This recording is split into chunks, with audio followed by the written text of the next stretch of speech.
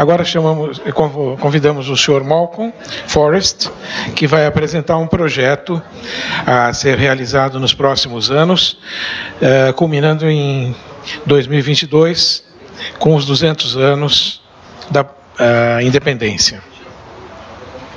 Muito obrigado.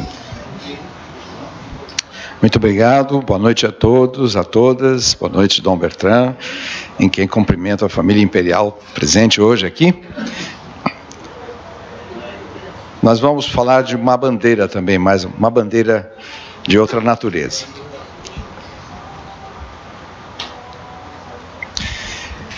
Bem, essa ideia surgiu na Casa Imperial em São Paulo, de se fazer o percurso que Dom Pedro I, ainda príncipe do Brasil, fez em 1822, do Rio de Janeiro a São Paulo para a proclamação da independência do Brasil, né? Eu tomei conhecimento dessa trajetória através de uma conferência do professor José Luiz Pazin, também do Vale do Paraíba, da região de Lorena, que foi apresentada no Instituto Histórico e Geográfico de São Paulo, do qual eu faço parte com muito orgulho.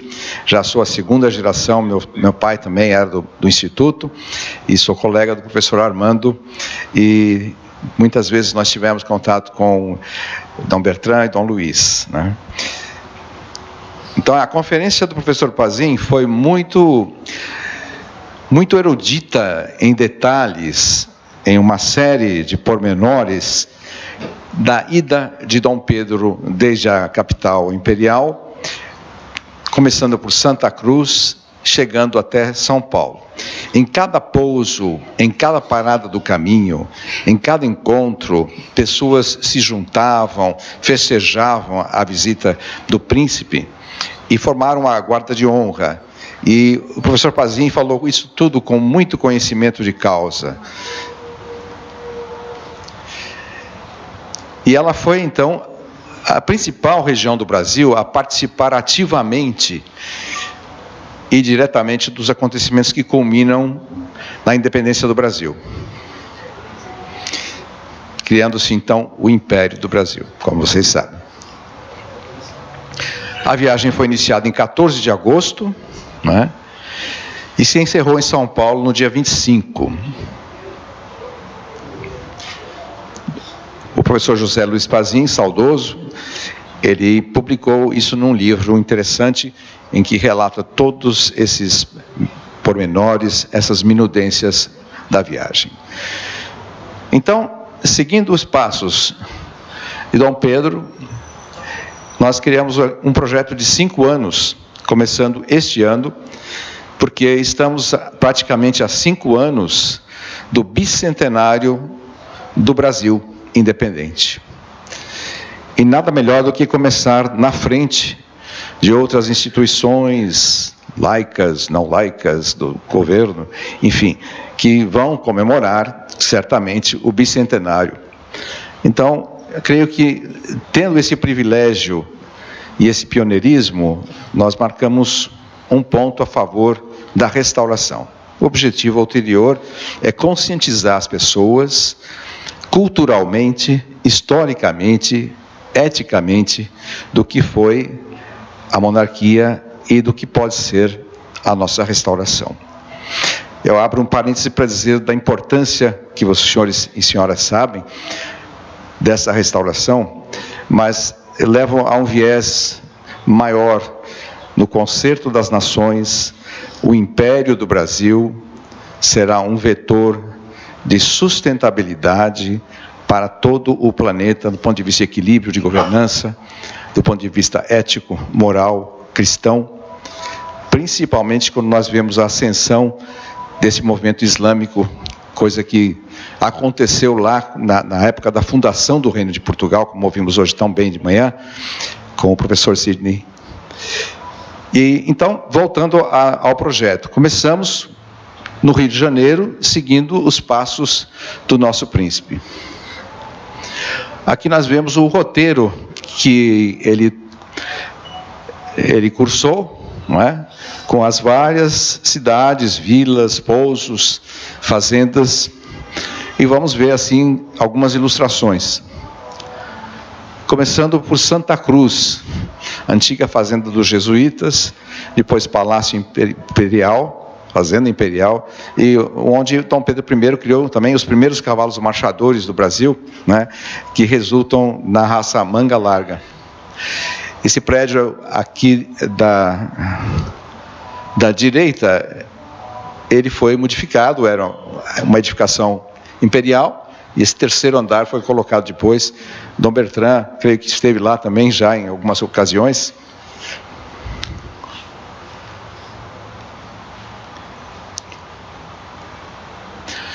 São João Marcos seria a próxima parada, fazendo olaria.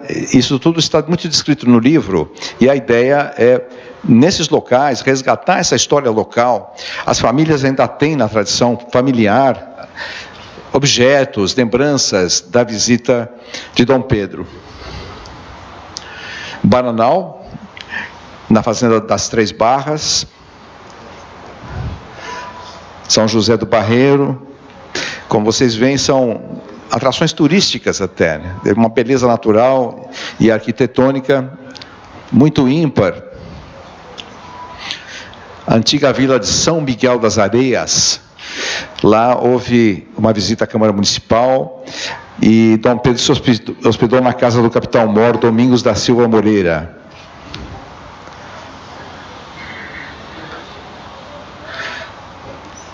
E assim sucessivamente, vamos percorrendo, chegando em São Paulo, onde Dom Pedro fez uma breve passagem.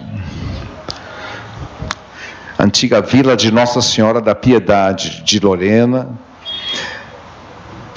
Então, a ideia é que nossos príncipes, Dom Antônio, Dom Rafael, os mais jovens, Dom Bertrand, Dom Luís, participem em conferências, em palestras, em eventos. Temos a certeza que serão muito bem acolhidos, e a população do Vale do Paraíba é muito acolhedora, e a ideia é já neste ano começarmos com uma ou duas visitas em cidades nesse trajeto. E eu diria que esse ano é importante estarmos em Aparecida do Norte, Guaratinguetá, pelo tricentenário da descoberta ou do achamento da imagem de Nossa Senhora Aparecida, padroeira do Brasil. E vejam a importância que o Rio Paraíba está essencialmente nesse percurso, não é? E São Paulo e Rio de Janeiro são as maiores potências econômicas e culturais do Brasil, ou pelo menos são grandes, né? E o Vale do Paraíba é um grande potencial. Então nós temos aqui uma força política, econômica, cultural e também uma razão espiritual para fazer esse caminho. Em Guaratinguetá também, que era a principal vila no tempo de Dom Pedro I, não é? Seria um ponto de encontro dos príncipes e outros membros da família e de comitiva. E também temos aí a história de São Frei Galvão, primeiro santo brasileiro, que também comemora o seu bicentenário em 2022, porque faleceu em 23 de dezembro de 1822. Então coincide com os 200 anos da independência do Brasil. Não é necessário falar da importância de Aparecida do Norte na história do Brasil, na história de Dom Pedro. E eu sou também autor de um filme sobre a vida de Frei Galvão. Chama-se Frei Galvão, o Arquiteto da Luz, que realizei em cumprimento de uma promessa. Nós fomos extremamente felizes e agraciados com pelo menos 3 milagres por intercessão de Nossa Senhora Frei Galvão. Então aqui eu proponho, como um adjutório às comemorações, nós exibirmos o filme e termos esse assunto na pauta também. Em Aparecida devemos também falar sobre a princesa Isabel, não é? Que também, a Redentora, que também tem um processo de beatificação importante, não é? Para o Brasil, para o mundo, para o catolicismo, para a fé. E temos a celebração dos 300 anos, como já foi dito, né? Roseira, também no percurso, e os eventos serão palestras de cunho cultural, de cunho histórico, de cunho festivo também, não é? Festividades com música, com mostras espontâneas. No primeiro ano se faz alguma coisa, no segundo se faz mais, se corre outras cidades, não é? Podemos fazer concursos, monografias para as escolas, escreverem sobre os diferentes assuntos da monarquia, a história da princesa Isabel, da libertação dos escravos, o Brasil independente, não é? Então, aí outras cidades. Já em 20 de agosto, Dom Pedro estava na Vila Real de Nossa Senhora do Bom Sucesso de Pindamonhangaba, que foi recebido na Câmara Municipal. Ele vinha a São Paulo para voltar as coisas em boa ordem de justiça, porque havia uma insurgência, perdia-se o poder real, e ele foi muito bem sucedido nesse pleito. 21 de agosto, chegamos a Taubaté, Paraibuna. Vocês veem a beleza que nós temos nessa região. Chegando mais próximo da capital paulista. Há relíquias em muitos desses locais do tempo do Império, estandartes, uniformes, pequenas peças que podem ser exibidas e com certeza a população vai querer contribuir nesse sentido. Na Penha, já na capital paulista, e aí, por sugestão das pessoas que ouviram essas ideias, inclui-se Santos também como uma parte importante, até porque Dom Bertrand foi muito bem recebido em São Vicente, não é? E com certeza eles vão querer a presença também dos príncipes. Em 25 de agosto, então, depois de assistir uma missa na Ermida de Nossa Senhora, dirigiu-se a Sé, né? Onde assistiu o solene Te Deum e de lá ao Paço Municipal, dando beijamão aos vereadores e demais autoridades.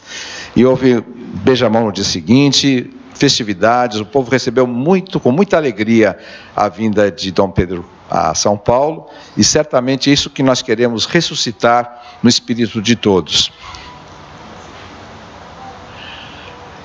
Aqui são algumas ideias adicionais, que incluem a participação da Polícia Militar, a Guarda de Honra, os conhecidos como Dragões da Independência também, e existe um batalhão de estandartes da Polícia Militar, que é muito bonito, porque eles carregam várias bandeiras antigas, e nisso nós faremos uma festividade mais interessante do ponto de vista cênico, né?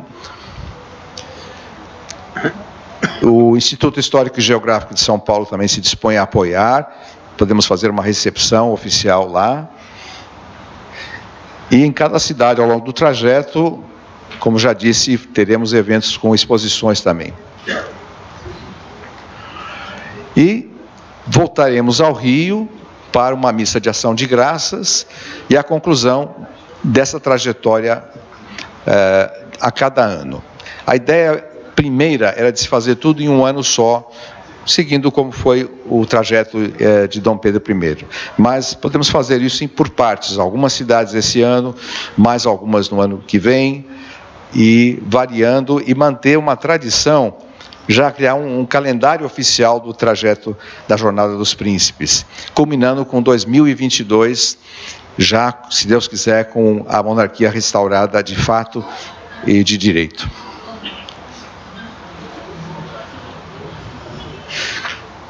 Muitas coisas daqui já falei a vocês. A importância da princesa Isabel na libertação dos escravos. Eu tive a oportunidade de me encontrar com o príncipe Michael no Palácio de Windsor, por ocasião de um evento com automóveis antigos, e a sorte de poder entregar em suas mãos a bandeira imperial. Ele agradeceu, eu disse a principal, eu tenho a certeza que o senhor não tem essa bandeira. Ele ficou surpreso, não sabia o que era, e tiramos uma foto. E depois a princesa veio falar comigo e disse que ela havia escrito um livro sobre imperatrizes e que mencionava a imperatriz Leopoldina, né? Então, fica aí surgiu uma ideia de se convidar ao longo desses 5 anos alguns príncipes, algumas casas reais, reinantes ou não reinantes, para juntar-se a nós no movimento monárquico. Consideramos também a reedição do livro A Jornada da Independência, do professor Pazin, ou um livro uma cartilha que fale um pouquinho da monarquia e conte como foi a trajetória da independência pelo Vale do Paraíba. E aí algumas outras ideias. O desfile de 7 de setembro desse ano está sendo cogitado que seja feito em frente ao Monumento do Ipiranga, em São Paulo, com mais pompa, circunstância e propriedade para o local. E haverá uma grande festa no dia 7 de setembro, uma festa de rua, que estou muito ansioso por participar, que a professora Amati está organizando. Bom, era isso que eu queria apresentar e, sobretudo, saber a opinião de vocês, saber se podemos contar com os príncipes efetivamente, né?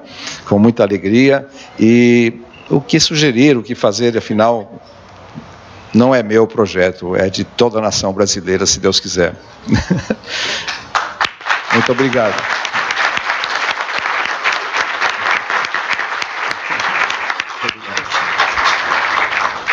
Agradecemos ao Sr. Malcolm Forrest.